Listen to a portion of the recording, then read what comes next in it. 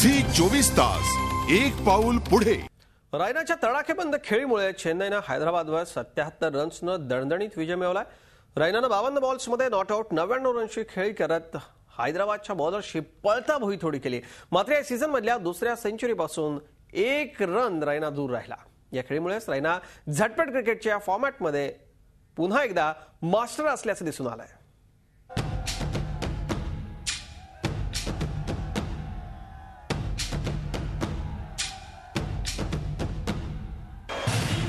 तो आहे टी20चा सुलतान,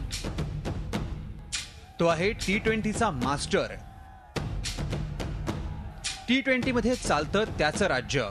होय, आपण बोलतोय सुरेश रैनाबाबत।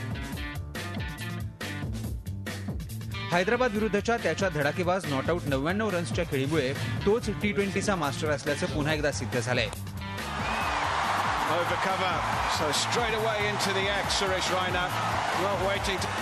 टीम इंडियाकडून एकमेव आंतरराष्ट्रीय टी20 सेंचुरी लगावणारा रैना आयपीएल मध्ये सर्वाधिक रन्स काढणारा प्लेयर आहे। या सीझनमध्ये सुरुवातीला शांत वाटणारी रैनाची बॅट दुसऱ्या टप्प्यात मात्र चांगलीच तळपतीये।